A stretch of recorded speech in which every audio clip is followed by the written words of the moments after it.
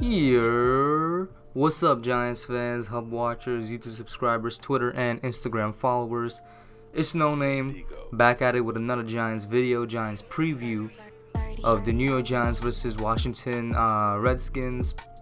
Listen here, man, before I get into anything, I just want to say great timing by Daniel Jones, and just great timing by the Giants staff and facility in general, because I was telling myself, I should probably wait like a day or two before doing my preview, because he could get put in any minute. I don't want to do a preview where I'm going into it, thinking that Eli is the starter and whatnot. And I was also going to give this whole spiel about why it would make sense to put Alex Tanney in there rather than Eli if Jones isn't ready, because, Miami was a perfect send-off game. It had everything you could ask for in a send-off. The fans cheering him. It was a win. It was a good win. The team was supporting him, all of that. Like, he appreciated it, all of that. It was the perfect send-off game in general. And it wouldn't make sense for him to start the other two games, let alone, even the last game against the Eagles at home, right? So I was going to go into all of that. I was also going to go into a little bit more, importantly, more on the pragmatic side, less on the emotional side, as to why it would be better for Eli to not start and Alex Tanney to start, is that it would give us a better chance of losing against the Redskins, and we're going to have to do that if we want to really get the second overall pick to get Chase Young or Andrew Thomas, or do something else with the pick, you know what I'm saying?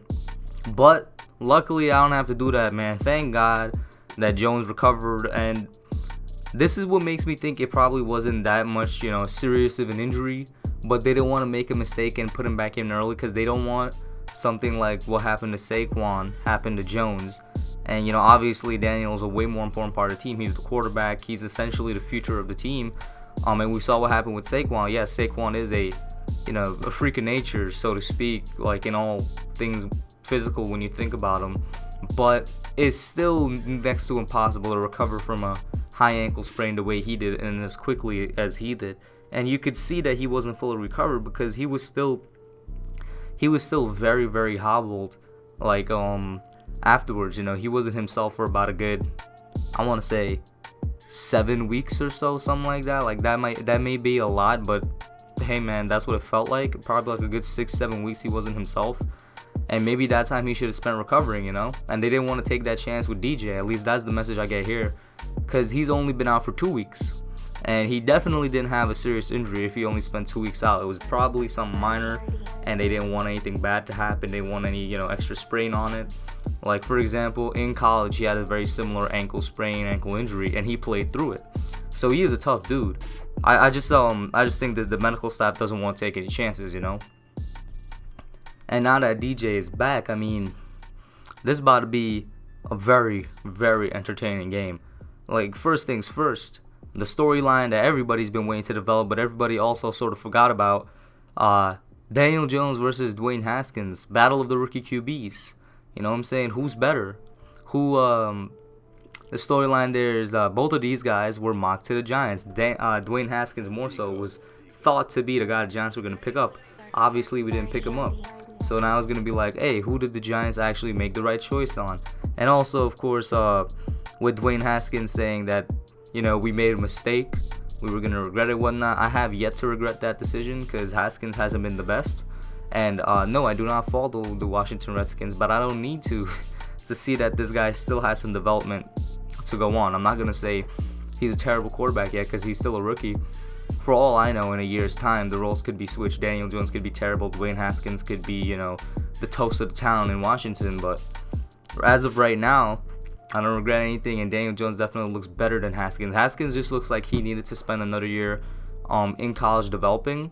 He came out, I believe he was either, he only had 1 year starting. So he was either a sophomore or a junior coming out of college. And he had one more year to spend in there to start again. And DJ spent most of the time, or all the time he could in college, to play. That's why he's very refined, so to speak. He has a long way to go, but he's a lot more refined than the other rookie QBs in his class. The only other rookie QB in this class that I even consider to be, on Daniel Jones's level of how prepared they are for the pros is Kyler Murray and definitely Gardner Minshew. I mean, you say what you want about Gardner, but he did win a good amount of games for a Jaguars team that was struggling, and you have to be prepared in some way to do that. But the fact remains, I guess what I was trying to say in that little spiel is that Daniel Jones is the better quarterback for now, and I expect him to have the better performance on Sunday. Now then, what I really want to happen is DJ, absolutely comes out there in his comeback game, shows the world that, hey, I'm still one of the best rookie QBs out here. The only person ahead of him would probably be Kyler Murray. He'd be like, I'm still the second best, or show that you are better than Kyler. Go out there, throw for 4 touchdowns, and, that would be his third game, throw for 4 touchdowns, run for like 50 yards or so. Speaking, oh my God, that just reminded me, running for 50 yards. For some reason, okay, and it is a small sample size, but for some reason, Saquon Barkley performs way better with Eli Manning at quarterback than with Daniel Jones at quarterback. Now then, I need to say, I have to put in there, otherwise I'd be a terrible, source of information for you guys. I do need to say he was injured during most of his time with Daniel Jones. But the game plan is also different when DJ is in there versus when Eli is in there. When Eli is in there, the offense relies a lot more heavily on Saquon, and thus he's used a lot more, whether it's in the pass or the run. When DJ is in there, it's not that Saquon reliant, because he can make plays himself. But I do wish they would still rely on Saquon heavily. Otherwise, he's just nothing more than a paperweight, and he's just a regular running back. He's not Saquon Barkley. You're not using him as he should be used. This is something, listen, I know Pat Shurmur, listen, bro, you're going to be gone after the season. That's a foregone conclusion. And if you aren't, I'm going to seriously consider, what's happening up there in Giants management, the front office and all that. But, Pat Shurmur, you may be gone after the season, but please still call a good game, okay? Still get Saquon involved. Still get him, 24 carries, just like you did the last game. You got to give this guy 20-plus carries. You got to get him going on the ground. I don't want Daniel Jones to be the leading rusher on our football team. That's not a good sign. No matter who the running back is back there, the running back should be the leading rusher of the football team. Anytime your quarterback is in that role, it usually means something bad is going on in the offense. The offensive line is not providing running lanes, or your running back is terrible. And only one of those things is true when you look at the Giants, and it would be the offensive line part. And that's another thing. One thing I really hope DJ improves on, maybe he picked up something in the 2 weeks, maybe he didn't, but this is another thing he could work on in the offseason. Ball security is one, yes, but the way he gets the offensive line organized. Obviously, this is something veterans have over rookies. Logic would tell you that Eli was better at this. He was better at getting the offensive line together and organized. That's something I hope DJ picks up on at least by next year, because that's one of the reasons that the O-line blocked better last week than they did for, let's say, the past 3 or 4 weeks before that.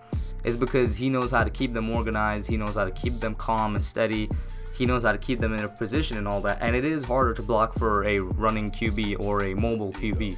It's a lot easier to block for a stationary one because they're not going to move. But that's something that Daniel needs to instill in the offensive line, a sense of calm that, hey, it's all right.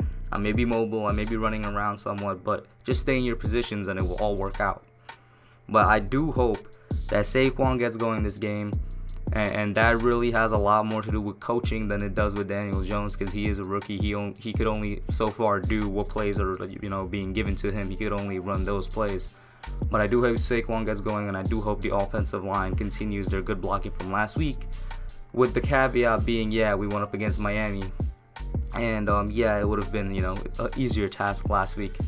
But we're still going up against a pretty bad team this week in the Redskins. I mean, the Redskins might be worse than Miami. In fact, by record and by roster alone, they are. This should be an easy win, but I'm not looking for an easy win. What I'm looking for is for us to dominate them for 2 or 3 quarters, and then we go into tank mode in the last one, in the 4th quarter or halfway through the 3rd, because it would be nice to get a win, but it's time to get back on the tank train. That Miami game was really the only win we could have afforded to get, and I'm fully back on the tank trace. I'm fully back on the race for Chase, because if we win any other game, that that second overall pick is as good as gone, and we need that second overall pick. We need to improve our pass rush through the draft with a generational talent such as Chase Young, or we need to improve our offensive line through the draft with not necessarily a generational talent, but one that's better than you're gonna find in free agency in Andrew Thomas. You know what I mean? We need that second overall pick. It could fix a lot of problems for us. It really can. And I really think Chase Young is this guy that could come in and help our defense. I mean, The Entertainer did a great video on this yesterday. You guys can go check it out. But one of the best points he brought up that I'll bring up here is that look in the past 3 or 4 years, rookie pass rushers that were the best in the class that came in, how they helped their defenses. Last year, Nick Bosa helped his defense a lot. Year before that, Myles Garrett, look at how he helped it. Year before that, in 2016, who was in 2016? Damn, I can't remember. But guys like Joey Bosa and Khalil Mack back when he was on the Raiders, all these guys were the top pass rushers in their class. They came in and they made their defense improve heavily. Chase can do that for us. He can, if he could, translate his talents, he really can. And we need that guy. But that's what I got for y'all. Let me know what y'all think. Like, comment, subscribe, share the video. I'm out. Alright guys, thanks for watching. Put your comments down below. Make sure you smash that like button, subscribe, and turn on post notifications. Until next time, I'm out.